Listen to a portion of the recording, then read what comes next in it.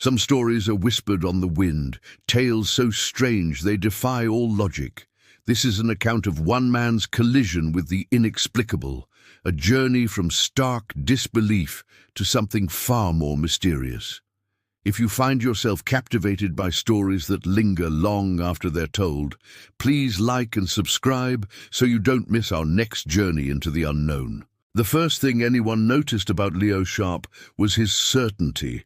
It wasn't arrogance, not exactly, but a profound, unshakable conviction that the universe was a closed system, a magnificent but ultimately predictable machine of cause and effect, physics and biology, with no room for ghosts in the machine, no divine watchmaker, and certainly no benevolent virgin mothers intervening in human affairs. He was a man who built his life on the bedrock of the empirical, a structural engineer by trade who believed only in what he could calculate, measure, and prove.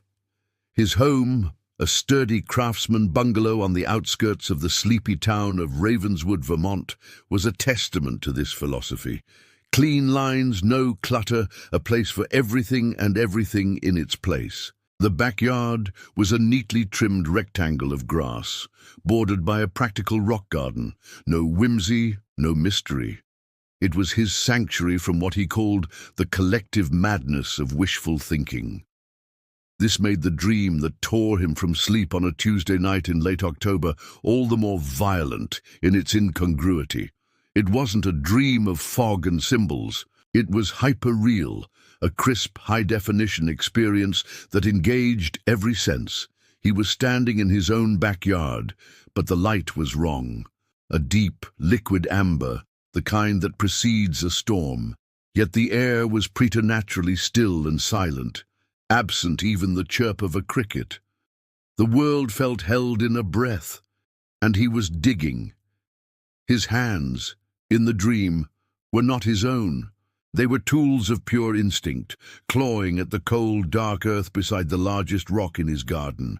He felt the gritty soil pack under his fingernails, the strain in his shoulders, the cool dampness seeping through the knees of his pants. There was no thought, only a desperate, driven need to unearth something. Then his fingertips scraped against something that was not stone. It was smoother, colder. With a frantic energy that was wholly foreign to his deliberate nature, he cleared the dark soil away. A face emerged, carved from what looked like pale, weathered stone. It was the face of a woman, her eyes closed, her expression one of profound, unutterable sorrow, and an even more profound peace, emotions that should have been mutually exclusive, yet were fused together in the delicate lines of the sculpture. It was a statue of the Virgin Mary. As the last clump of earth fell away from the serene face, a single, powerful sensation jolted through him. Not a sound, but a vibration, a deep, resonant hum that seemed to originate from the statue and travel up his arms into his very bones. It was a frequency of pure, undiluted grief and love, and it shook him to his core. Leo woke with a gasp, sitting bolt upright in bed. The digital clock on his nightstand blared 4:17 a.m. His heart hammered against his ribs like a trapped bird. He was drenched in a cold sweat, his hands tingling, the phantom feel of damp, cool soil still vivid on his skin. He could still feel that resonant hum echoing in his marrow. He swung his legs over the side of the bed, breathing deeply, trying to anchor himself in the rational world. Leftover pizza, his mind insisted, a desperate anchor in the familiar. Too much cheese late at night, a stress dream about the Thompson Bridge project. He repeated the explanations like a mantra, but they felt hollow, pathetic little words trying to contain an oceanic experience. The image of the sorrowful face was burned onto the back of his eyelids. He didn't sleep again that night. He sat in the dark, watching the slow grey light of dawn bleed into the sky, feeling a disquiet he hadn't known since childhood. The rational part of him, the part that was Leo Sharp, wanted to dismiss it, to laugh it off over a strong cup of coffee. But the dream had an emotional weight that refused to be intellectualized away. It felt less like a fantasy, and more like a memory or an instruction.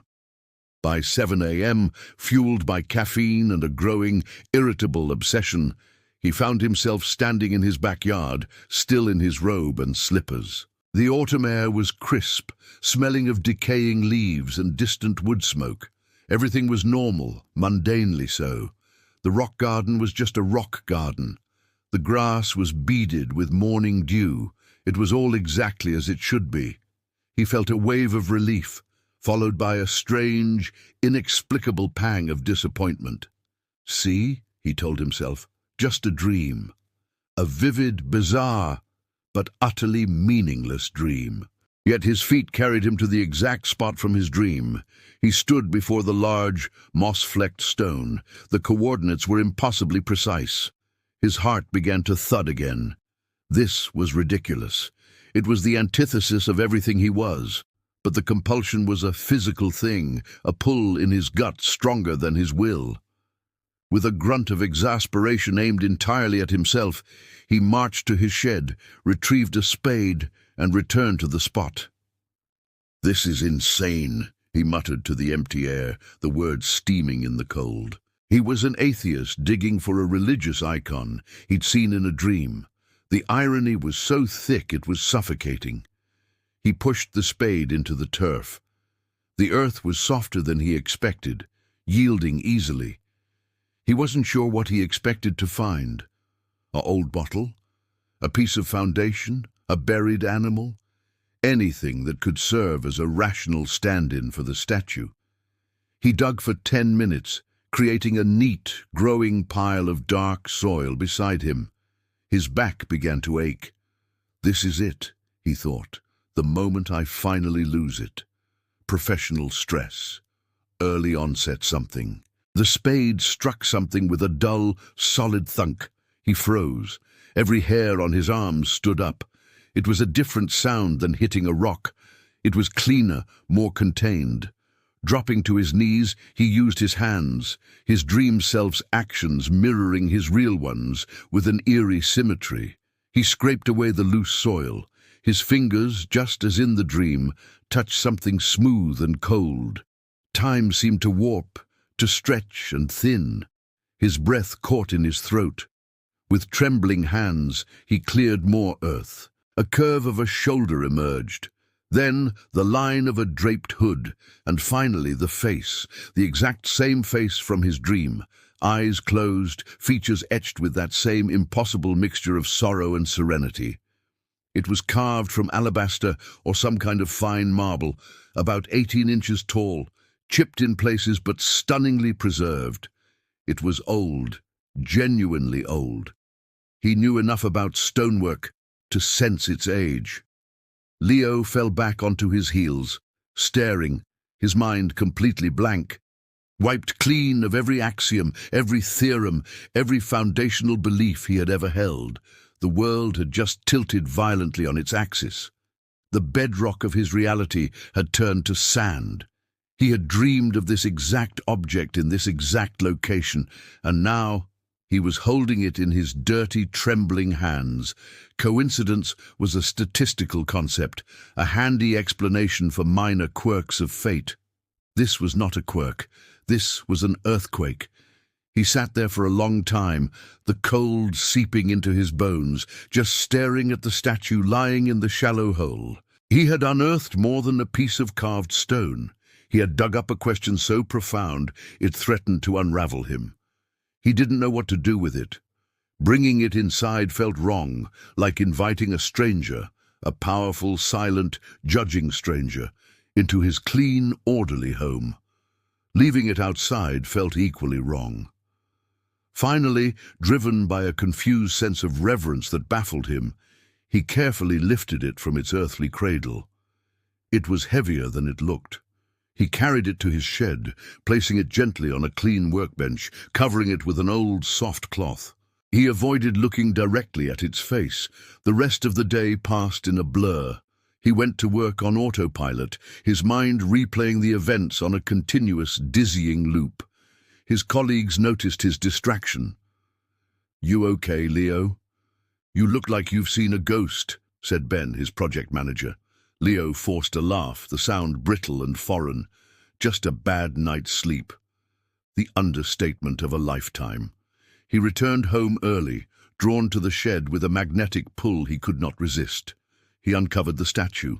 In the flat, utilitarian light of the single bare bulb, it looked no less powerful. The craftsmanship was exquisite. The folds of the robe looked like real fabric frozen in stone. The peaceful sadness in the expression was almost unbearable to look at for long. Who had buried it? Why? And why had he been the one to dream of it? That night, the silence of his house felt different. It was no longer empty. It was watchful. He found himself speaking to the statue in his mind. A silent, one-sided conversation filled with questions he had no way to answer. His atheism hadn't vanished. It was still there. A familiar coat he'd worn for decades.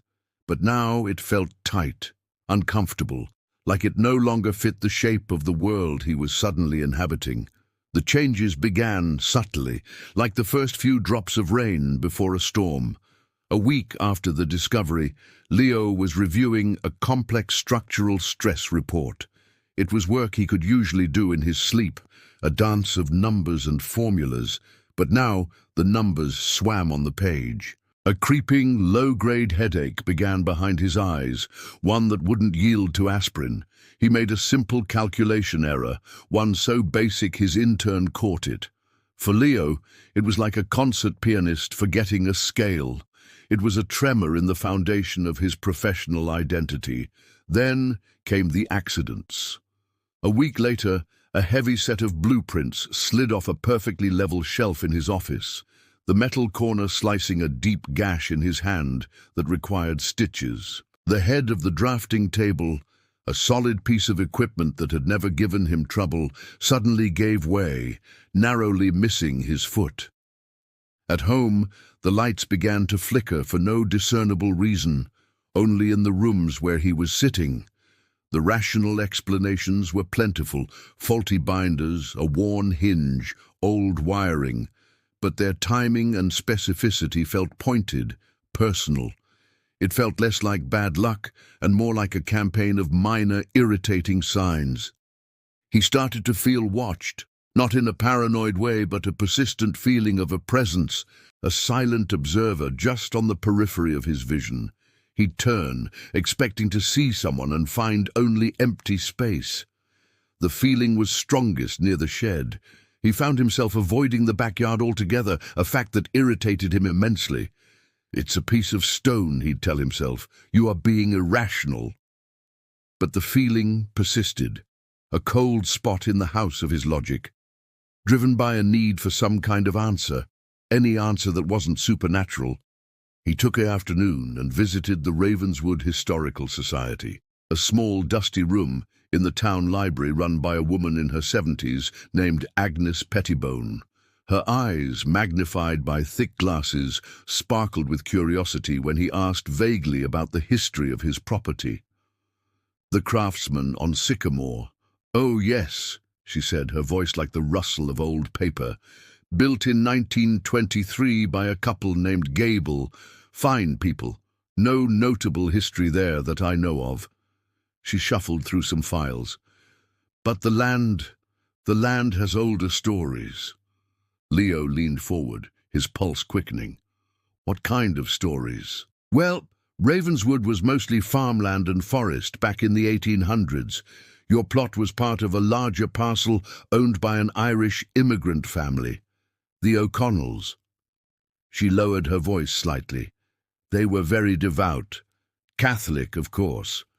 There was a story passed down from my grandmother about them." "What story?" Leo asked, his mouth suddenly dry. "Well, it's probably just a folk tale," Agnes said, waving a dismissive hand, though her eyes said she believed every word. "During a time of great fever in the town, probably typhoid, the mother of the family, a woman named Maeve O'Connell, was said to have visions. She claimed the Blessed Mother appeared to her in the woods near their homestead by a particular spring that used to be back there. She said Our Lady promised protection for her family." "And were they protected?" Leo asked, unable to help himself. Agnes gave a slow, deliberate nod. The story goes that while fever took many in Ravenswood, it passed over the O'Connell farm. Not a soul there was touched. Maeve credited the Virgin. She was said to have had a small statue, a family relic she'd brought from the old country. A weeping virgin, they called it, though I don't know why.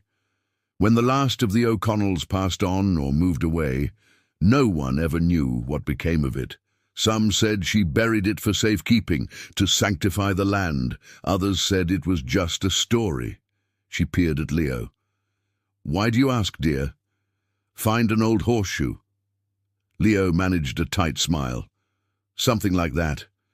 Thank you, Agnes." He left the library feeling more unsettled than ever. A weeping virgin. Visions. Protection. The words swirled in his head, clashing violently with his worldview. It was a legend, a superstitious story from a less enlightened time. It had to be. But it was a story that featured a statue on his exact piece of land. The minor disturbances escalated. The headaches became migraines, sharp and debilitating, that no medication could touch. He developed a persistent cough that doctors could find no cause for.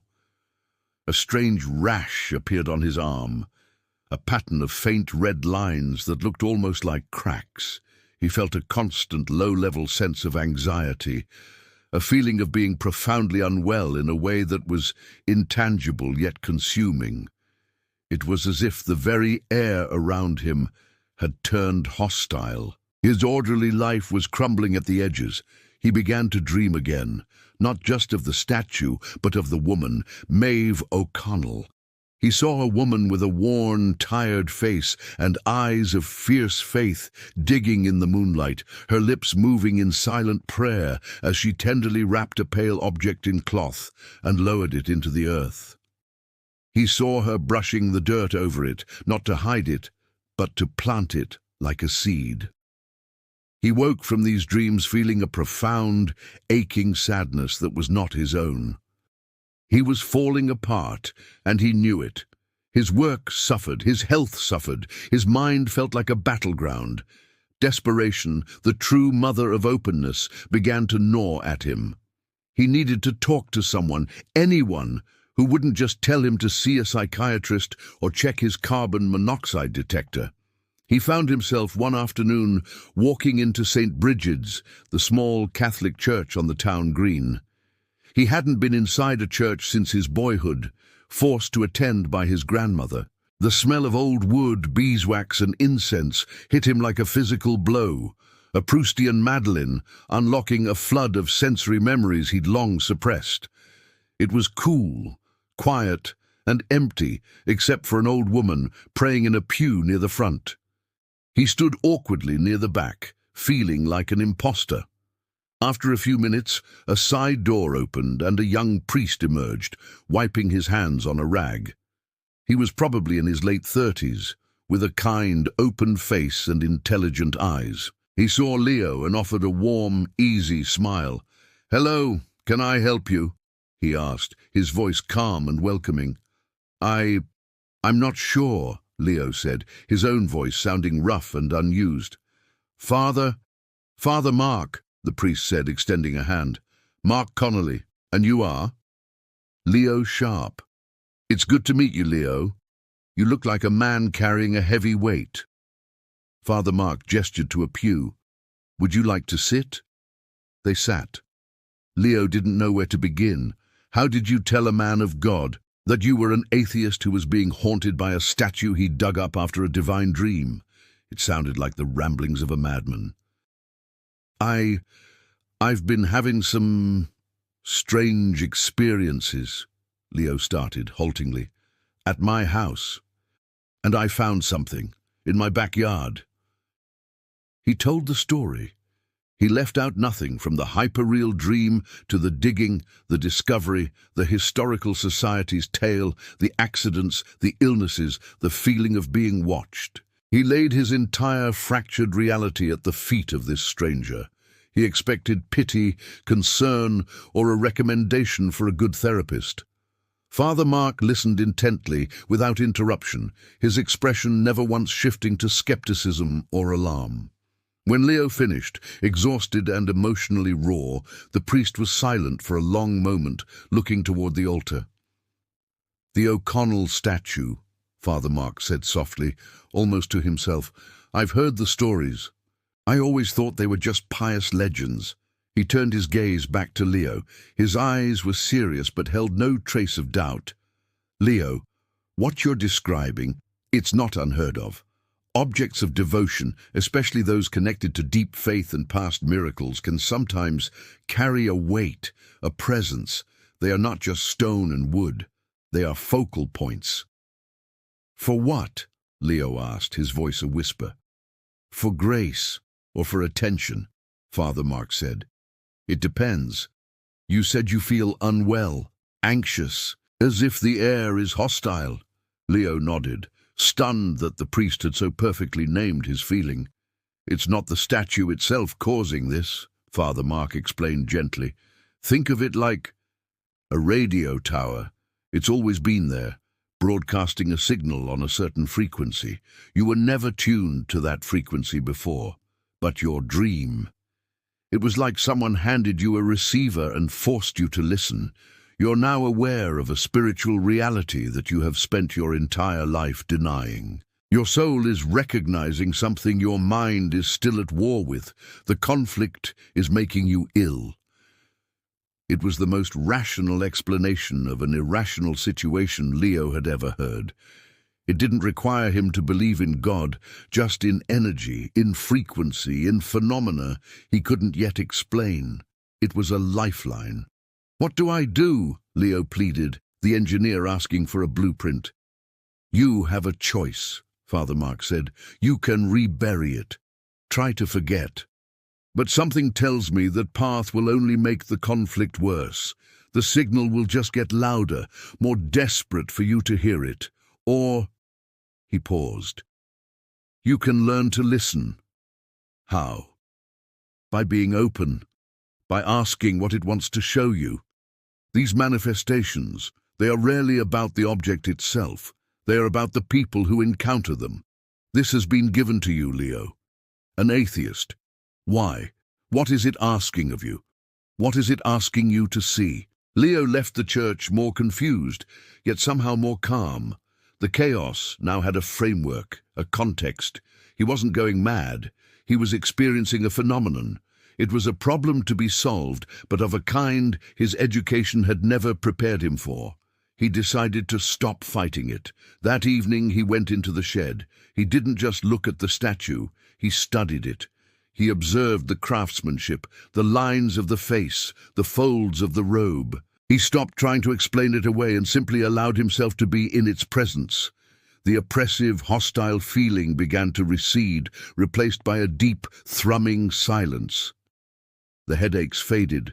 The cough vanished. The rash on his arm healed without a trace.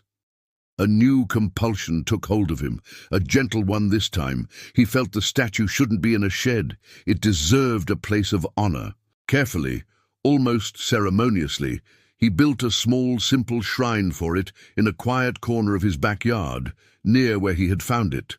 He placed it on a pedestal of native stone and surrounded it with a small garden of white flowers. It felt right. Word, of course, got out. Ravenswood was a small town. Agnes Pettibone had a nephew who was an altar boy at St. Bridget's. The story of the atheist engineer who found the lost O'Connell statue spread like wildfire, embellished with each telling. People began to drive slowly past Leo's house, peering into his backyard. A few brave souls, mostly older women from the parish, came to his door.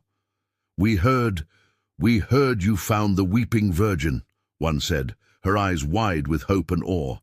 Could we perhaps see it? Maybe say a prayer?" Leo, to his own astonishment, found himself saying yes. He led them to the small shrine.